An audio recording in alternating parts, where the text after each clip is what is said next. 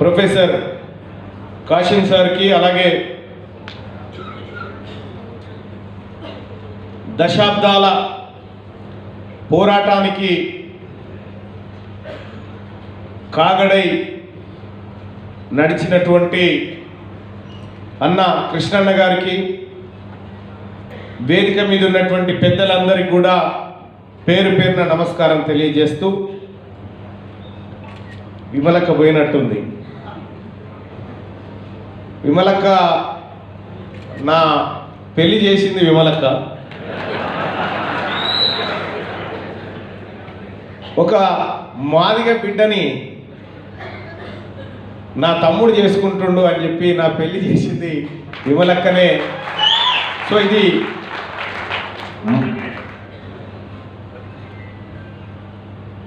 Madiga employees federation నిర్వహిస్తున్నటువంటి కార్యక్రమంలో మా ఆమె హక్కుదారు వాటాదారు ఆమె రాలేకపోయినందుకు నేను వచ్చిన.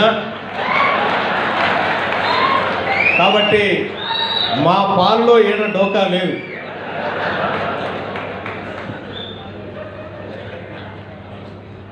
ఇప్పుడే నేను ఇక్కడ కూర్చోగానే మా ఆవిడ ఏదో వీడియో కాల్ చేస్తే చూపిస్తున్నా, ఇది చూడగానే ఓకే ఓకే నేను మళ్ళీ చేస్తాను అని పెట్టేసింది.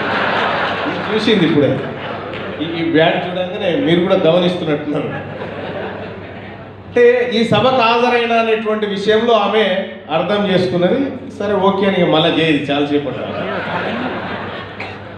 కానీ ఈ సభకు హాజరు కావడం, మొన్ననే కృష్ణన్న గారు నేను ఒక చోట కలిసినటువంటి సందర్భంలో ఇంకా ఏదో చెప్పాలి, ఇంకా ఈ సమాజానికి ఏదో చెప్పాలని ఆయన పడుతున్న తాపత్రయం నేను అబ్జర్వ్ చేస్తూ ఉంటే, ఇంకా ఏం చెప్తావు, 30 ఏళ్ళ నుంచి చెప్తూనే ఉన్నావు, ఇంకా ఎన్ని రోజులు చెప్తావు అనే భావన నా మనసులో కలిగి, వాస్తవానికి కృష్ణన్న నా దగ్గరికి వస్తా అన్నాడు. నా ఆఫీస్కి వస్తా అంటే నేనేదో పని మీద అటు పోయినా, నేనే కృష్ణన్న దగ్గరికి పోయినా. ఆయన ఉన్నటువంటి వేదిక దగ్గరికి పోయి, అన్నా మేమున్నాం, నీ పోరాటాన్ని భవిష్యత్ తరాలు చదివితే తెలుస్తుందేమో కానీ మేము కళ్ళారా చూసినటువంటి వాళ్ళం కాబట్టి ఖచ్చితంగా మేమందరం ఉంటామన్నా అని చెప్పి చెప్తూనే, అన్నగారు చాలా విషయాలను, బీసీల విషయం, ఇది ఎంఆర్పిఎస్ అని అనుకోవట్లేదు, మానవ హక్కుల పోరాట సమితిగా మారింది.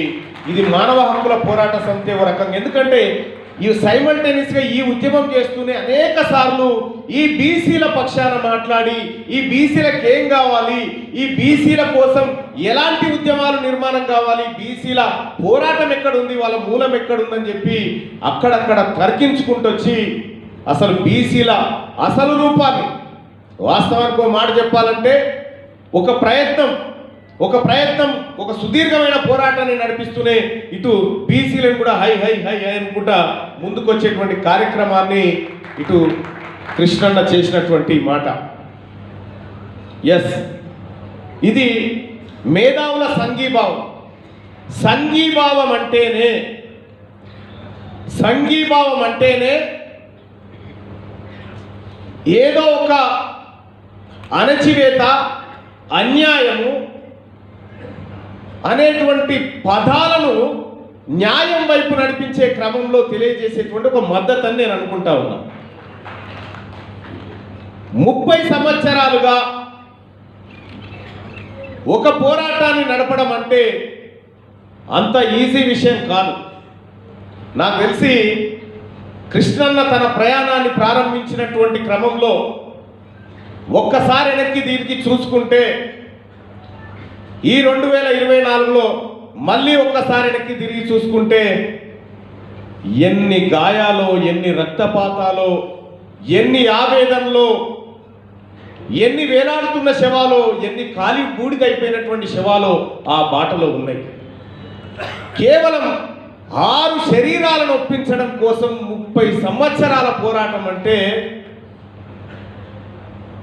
6 శరీరాలు. ఎస్, దీన్ని మేము గుర్తిస్తున్నాం, ఈ పోరాటాన్ని గుర్తిస్తా ఉన్నాం. ఈ వర్గీకరణని గుర్తిస్తా ఉన్నామని చెప్పి సుప్రీంకోర్టు న్యాయమూర్తులు 6 ఒప్పుకోవడం అనేది ఈ 30 సంవత్సరాల పోరాటంలో ఎంత పెద్ద త్యాగాలు జరిగితే ఆ శరీరాలను ఒప్పించగలిగినరో ఒక్కసారి మనం అర్థం చేసుకోవాలి. ఎస్, తెలంగాణ అసెంబ్లీ అటు మండలి కార్యక్రమాలు జరుగుతున్న సందర్భంలోనే సుప్రీంకోర్టు తీర్పునిచ్చింది. సుప్రీంకోర్టు తీర్పునిచ్చినటువంటి ధర్మిల రాష్ట్ర ప్రభుత్వం కూడా వీలైనంత త్వరగా దీన్ని మొత్తం భారతదేశంలోనే అన్ని రాష్ట్రాల కంటే ముందే దీన్ని ఇక్కడ అమలు చేయాలనేటువంటి మాటను రాష్ట్ర ప్రభుత్వం నుంచి వినిపించినప్పుడు సంతోషపడ్డాం. ఎస్, ఈ రాష్ట్రంలో ఒక సుదీర్ఘమైనటువంటి అన్యాయానికి ఒక ఫుల్ స్టాప్ పడబోతా ఉందనేటువంటి సంతోషం కలిగింది. కానీ పరిస్థితుల్లో ఎందుకో ఆ వేగం అదే వేగాన్ని సంతరించుకోలేకపోతా ఉంది. ఇది కొంత బాధాకరమైనటువంటి విషయం. చాలా విషయాల్లో నా దగ్గరకు వచ్చేటువంటి చాలా సమస్యల్లో కోర్టు తీర్పులకు వ్యతిరేకంగా జీవోలు ఉన్నాయి. కోర్టు తీర్పులకు వ్యతిరేకంగా ఒకరు పట్టా చేసుకున్నారు. కానీ అనుకూలంగా అమలు చేయమని కోరుతున్న న్యాయబద్ధమైన డిమాండ్ ఏదన్నా ఉందంటే అది ఒక ఎంఆర్పిఎస్ తీసుకొచ్చినటువంటి పోరాటమే. కాబట్టి న్యాయం పక్షాన నిలబడాల్సినటువంటి ధర్మం బీసీలుగా మా వైపు ఉంది. ఖచ్చితంగా తెలంగాణ రాష్ట్రంలో ఉన్నటువంటి బీసీలమందరం కూడా, ముఖ్యంగా నన్ను విశ్వసిస్తున్నటువంటి బీసీ సమాజం అంతా కూడా ఎంఆర్పిఎస్ ఉద్యమాన్ని గౌరవిస్తుంది, దాన్ని బలపరుస్తుంది, వారికి సరైనటువంటి న్యాయం చేయాలనేటువంటి మాటను చెప్తా ఉంది. ఇవాళ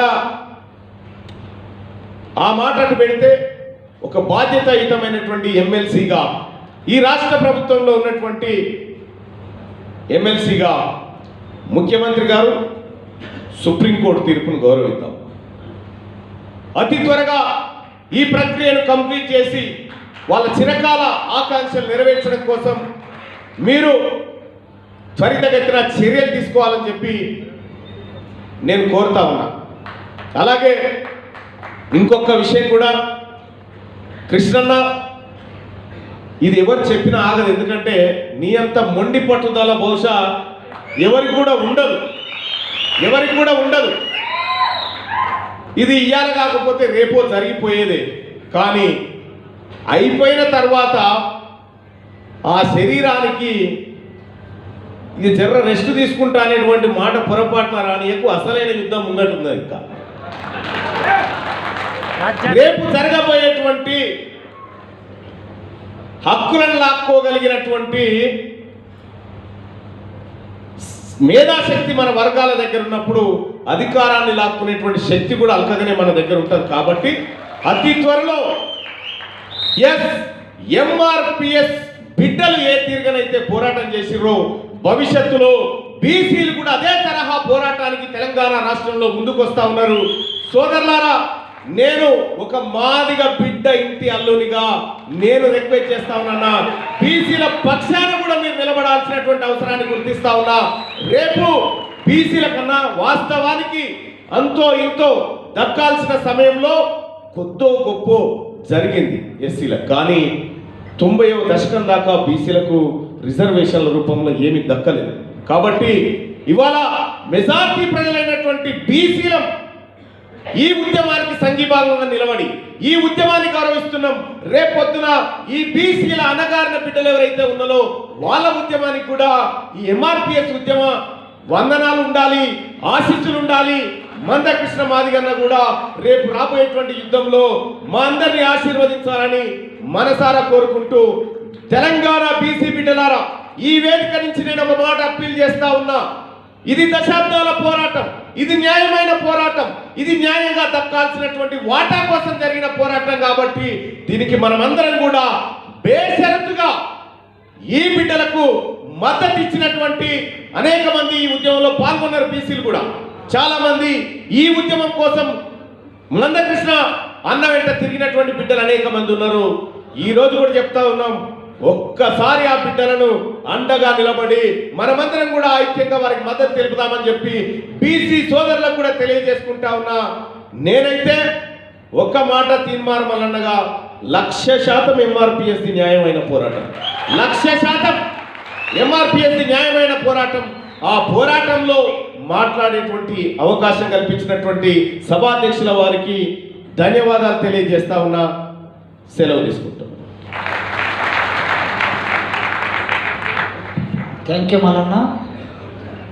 ప్రభుత్వం దగ్గర ఉన్నావు, అదేవిధంగా నీ వాయిస్కు సమాజంలో గుర్తింపు ఉన్నది.